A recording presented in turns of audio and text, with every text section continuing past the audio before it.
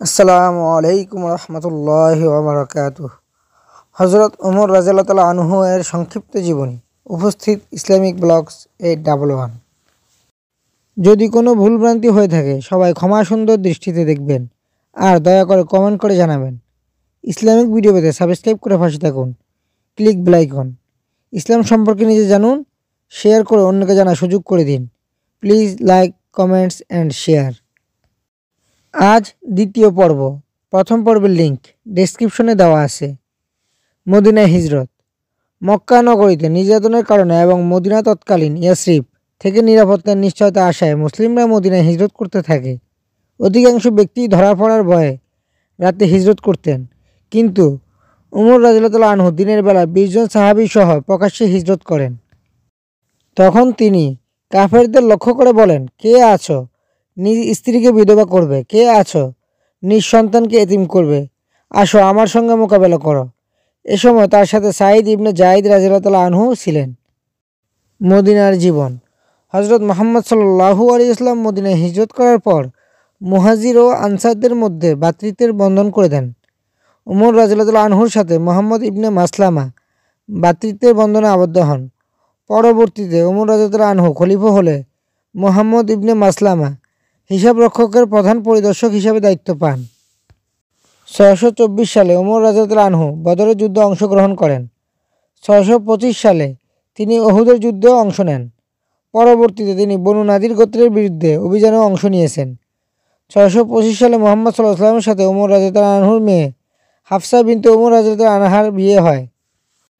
627 সালে তিনি খন্দকের যুদ্ধ এবং তার পরবর্তী বনু কুরাইজা গোত্রের বিরুদ্ধে অভিযানে অংশ নিয়েছেন। 628 সালে তিনি হুদায়বিয়া সন্ধিতে অংশ নেন এবং সাক্ষী হিসাবে এতে স্বাক্ষর করেন। 628 সালে ওমর রাদিয়াল্লাহু আনহু খায়বারের যুদ্ধে অংশ নিয়েছেন। 630 সালে মক্কা বিজয়ের সময় ওমর রাদিয়াল্লাহু আনহু এতে অংশ নেন। পরে হুনাইনের যুদ্ধ এবং তায়েফ অবরোধে তিনি অংশ নিয়েছেন। তাবুকের যুদ্ধে সাহায্য হিসাবে তিনি তার সম্পদের অর্ধেক দান করে দিয়েছিলেন। বিদায় হজেও তিনি অংশ নিয়েছেন। বিশ্বনবী মুহাম্মদ সাল্লাল্লাহু আলাইহি ওয়াসাল্লামের ওফাত। মুহাম্মদ সাল্লাল্লাহু আলাইহি ওয়াসাল্লাম দুনিয়া থেকে বিদায় নেওয়ার পর ওমর রাদিয়াল্লাহু আনহু প্রথমে তা বিশ্বাস করতে চাননি।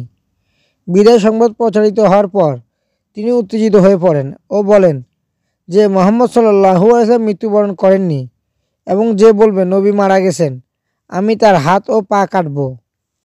এই সময় আবু বকর রাদিয়াল্লাহু আনহু এসে ঘোষণা করেন, তোমাদের মধ্যে যারা মুহাম্মদ সাল্লাল্লাহু আলাইহি ওয়াসাল্লামের কথা মান্য করত তারা জেনে রাখুক যে মুহাম্মদ সাল্লাল্লাহু আলাইহি ওয়াসাল্লাম মৃত্যুবরণ করেছেন, আর যারা আল্লাহর ইবাদত করত অবশ্যই আল্লাহ সর্বদাই জীবিত থাকবেন, কখনো মৃত্যুবরণ করবেন না। আবু বকর সিদ্দিক রাদিয়াল্লাহু আনহু কোরআন থেকে তেলাওয়াত করেন, বিসমিল্লাহির রহমানির রহিম, ওমা মুহাম্মাদুন ইল্লা রাসূল قد خلت من قبله الرسل أفإن مات أو قتل انقلبتم على أعقابكم ومن ينقلب على عقبيه فلن يضر الله شيئا وسيجزي الله الشاكرين। মুহাম্মদ সাল্লাল্লাহু আলাইহি ওয়াসাল্লাম একজন রাসূল ছাড়া আর কিছু নন। তার পূর্বে সকল রাসূল গত হয়েছেন। সুতরাং তিনি যদি মারা যান বা নিহত হন তবে কি তোমরা পিঠ ফিরিয়ে পিছু হটবে? আর যে পিঠ ফিরিয়ে সরে পড়ে সে কখনো আল্লাহর ক্ষতি করতে পারবে না, আর আল্লাহ শীঘ্রই কৃতজ্ঞদেরকে পুরস্কৃত করবেন। সূরা আলে ইমরান আয়াত 144। এরপর ওমর রাদিয়াল্লাহু আনহু সত্য অনুভব করেন এবং শান্ত হন। সুন্নিদের দৃষ্টিতে মৃত্যু সংবাদ অস্বীকার করা মূলত মুহাম্মদ সাল্লাল্লাহু আলাইহি ওয়াসাল্লামের প্রতি তার ভালোবাসার বহিঃপ্রকাশ। খিলাফতের প্রতিষ্ঠা। উসামা বিন যায়েদের নিকট প্রেরিত চিঠি। বিশ্বনবীর মৃত্যুর পর খিলাফতের প্রতিষ্ঠায় ওমর রাদিয়াল্লাহু আনহু গুরুত্বপূর্ণ ভূমিকা পালন করেছেন।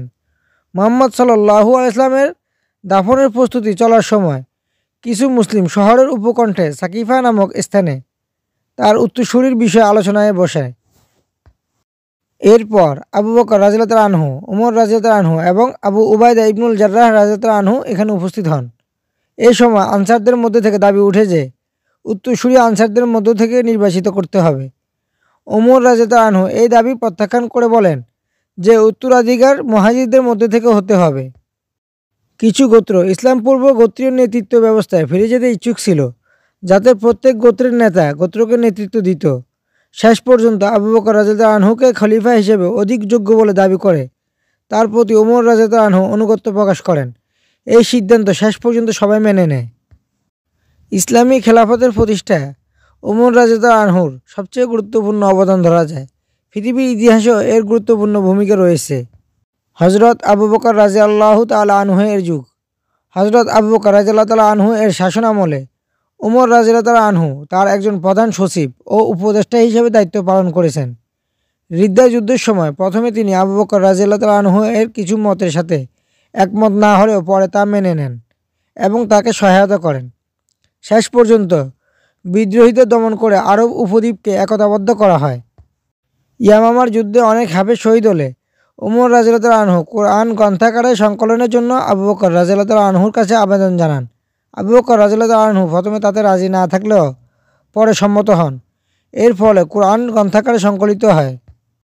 আবু বকর রাদিয়াল্লাহু তাআলা আনহু এর মৃত্যুর পূর্বে ওমর রাদিয়াল্লাহু তাআলা আনহুকে তার উত্তরসূরি নিয়োগ দিয়ে যান। ইসলামের দ্বিতীয় খলিফার দায়িত্ব গ্রহণ। ওমর রাদিয়াল্লাহু তাআলা আনহু কঠোর প্রকৃতির ছিলেন, তাই অনেকে তাকে পরবর্তী খলিফা হিসেবে সমর্থন করতে চাননি। তবে এরপরও আবু বকর রাদিয়াল্লাহু তাআলা আনহু তাকে নিজের উত্তরসূরি মনোনীত করে যান।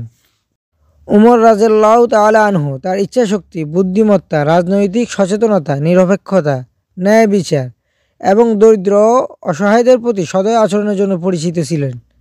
উল্লেখ করা হয় যে আবু বকর রাদিয়াল্লাহু তাআলা আনহু তার উচ্চ পর্যায়ের উপদেষ্টাদের বলেছিলেন, আমার কোমলতার জন্য তার কঠোরতা ছিল। যখন খিলাফতের ভার তার কাঁধে আসবে তখন সে আর কঠোর থাকবে না। যদি আল্লাহ আমাকে জিজ্ঞেস করেন যে কাকে আমি আমার উত্তরসূরি নিয়োগ দিয়েছি, তবে আমি তাকে বলবো যে আপনার লোকদের মধ্যে শ্রেষ্ঠ ব্যক্তিকে নিয়োগ দিয়েছি।